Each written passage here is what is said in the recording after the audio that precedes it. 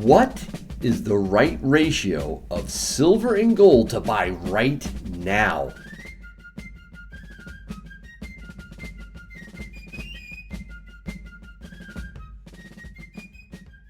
Hey everybody, thank you so much for watching Yankee Stacking.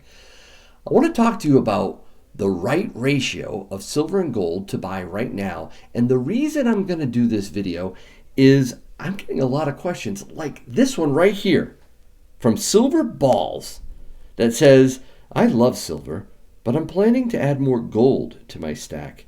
What ratio would you recommend? Right now I have less than 5% gold to silver. First of all, I want to thank Silver Balz for that great question. He's not the only one that's asked me that though, so I really wanted to cover it here in this video. So, Yankee, what's the best ratio to buy? Gold, silver, when should I buy gold? When should I buy silver? Or should I have more gold than silver? Or what should I do? Well, I'm going to tell you at the end of this video, but you need to stick with me on this, okay? There are several key factors in determining the right ratio for you, okay? And yes, I have to say, I'm not a financial advisor. Please do not take my advice without first doing your own due diligence and research, up to and including consulting a professional financial advisor. I gotta say that, right? It's important you do your own research on this, okay? The first factor that I think you should consider is this. Are you a new stacker? Have you just started out on this journey to stack? And it's a great journey to be on. If you have, first of all, let me just say, good for you. You are doing what only an extremely small percentage of our population is doing. You're a contrarian, okay? You've taken the red pill. You're woke, all right, to the fiscal and monetary madness of our economy. That's huge. You're someone that has at least partially rejected the common wisdom of our times that says, screw savings, spend more than you have. Trust the powers that be that say everything is awesome. Okay, all right, I'll get off my soapbox. All right, again, if you're new to stacking, my suggestion is get some silver first. Get some silver under your belt. 20, 40, 60, 80 ounces. Just hold it, all right? Put it in your hands. Feel the weight. Realize that, you're on the right path. You really are. You're preserving your wealth. And you're gaining greater financial discipline too. So that's the first factor that I think you should consider. Are you new? And if you are, I say focus on the silver. The second thing is, what is your time horizon? Are you in your teens or 20s or maybe even your 30s? You got plenty of time. You should probably focus less on waiting to save up a lot of money to buy gold. Focus on silver, okay? Get in now. You may have time to stack gold in any sizable amount a little bit later, but right now, I think that should be your focus, silver. Okay, just understand me. I'm not saying to exclusively buy silver. You can mix some gold in too, but right now, if you're young, younger than Yankee, who is 53 years old, you probably should be thinking silver first. All right, so what's the third factor? What's your goal in stacking?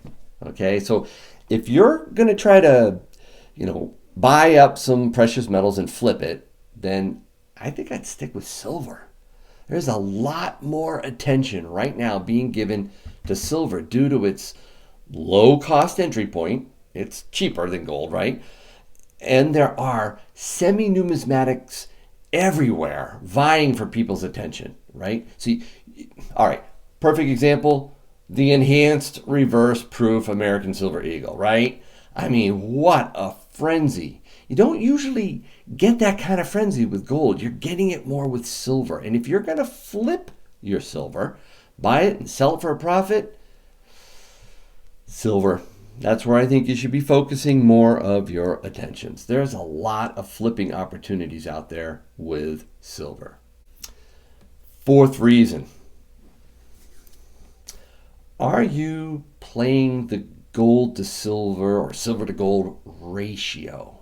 And by that I mean, are you buying silver when the ratio shows that a lot of ounces of silver are required to equal 1 ounce of gold? All right, so here's an ounce of gold. It takes right now roughly 88 silver ounces to equal 1 ounce of gold. So it's about an 88 to 1 ratio going on right now. That's quite high, actually.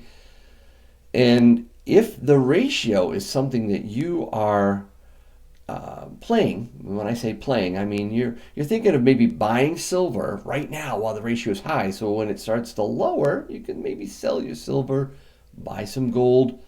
Well, if that's your strategy, I say silver. That is definitely where I'd be focusing. Okay, so that's the fourth factor to consider. Are you flipping this stuff? Trying to get this? Go for silver. Makes a lot of sense. What is the fifth factor? Well, it's simple. Where are you in your stacking? This could be the case whether you're young or old, right? If you have really stacked heavy with silver, then maybe it's time to start adding in the gold. But if you have purchased a lot of gold, then silver is where you should probably be focusing. And well, that brings me to me, okay? So where am I in all this? Am I a new stacker? Well, yes and no, okay? My gold stacking began in 2009. I got the Yankee cannon then. It was 21 ounce pieces, American Gold Eagles, and the price was around $1,000 an ounce. That's what I got these for, $1,000 an ounce. Boy, do I wish I had started stacking gold back in 2001 after the dot-com bubble burst. Gold was like $300 an ounce. That would have been fantastic. But, you can't always know, right? You just get in when you can get in. And so glad that I got in 2009. So, yep, that's when I picked up these gold pieces. So I'm not a new stacker in that regard, but I only started stacking silver last year in 2008. So in a sense, I'm still a noob when it comes to stacking silver. Number two, what's my time horizon? Well, I'm 53, so I'm getting closer to the retirement age when the government will most likely move the goalposts and make me have to work till I'm 85 or something. No, seriously, I'm getting older, so it's something where I've been really starting, I started focusing on gold when I was, in my 40s. But again, if you're not that old, I think silver is definitely the right place to start. What are my goals? Well, if you've watched my channel for any length of time, you know that I am a prepper stacker. I'm not a flipper stacker. I don't flip much things. I like to buy it, hold it, keep it, and never sell. So for me, silver wasn't really my focus. I wasn't really thinking, boy, if I buy this stuff cheap, I could turn around and sell it. And nothing wrong with that. I think that's fantastic. People should do that if you're really good at it. And there's a lot of you out there that's really good at it. I've only done a few flips in my time, but boy, I'll tell you, there's money to be had if you know what you're doing. But if you're new, just buy silver, hold on to it for a little bit. And the fourth factor for me is I'm not playing the ratio. I know it's probably a good idea to buy a lot of silver. I know there are people out there that want to buy the silver while the ratio is high so that they can then buy the gold. That really hasn't been my MO. All right. Again, nothing wrong with it, but that was not my focus. I really wanted to get gold to be the first base of my precious metal stack. And then the fifth factor, where am I? Well, I kind of alluded to it. I started with gold, right? I'm relatively heavy into gold. I'm not like gold addict or some other people out there that are just absolutely amazing with their gold stack, but I did start with gold. So I have a lot of eagles, and that's great, but I needed to get going on silver. So that is where I'm at in this whole journey in terms of gold and silver and where I've focused. But what about the ratio? What is my rule of thumb when it comes to picking the right purchasing ratio?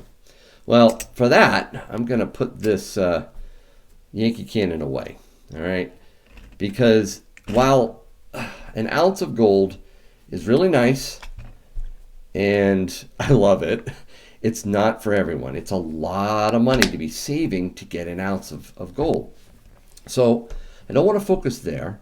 I want to focus more here. This is a nice little bag I got from JT Coin Rings. He's such a great guy. And I put my Canadian gold maple leafs in there, the 1/4 ouncers. So this year I purchased 2 1/4 ounce Canadian maples right there. So I got 2 this year, and I'm done buying gold. My rule of thumb for a ratio is for every 100 ounces of silver, I buy 1/4 ounce of gold. That is my Yankee ratio. And that's pretty much what I've done. I bought roughly 200, maybe probably more than 200, but definitely 200 ounces of silver in 2019. And I got 2 1/4 ounce gold Canadian maple leafs. I like the 1/4 ounce because it's doable. It's easier to get than a full ounce. The Canadian gold maple leaf is 24 carats, absolutely gorgeous. Love them. And it's a lot of satisfaction to be able to just, hold gold and be able to look at it shine. It's really nice. Or I call it yummy.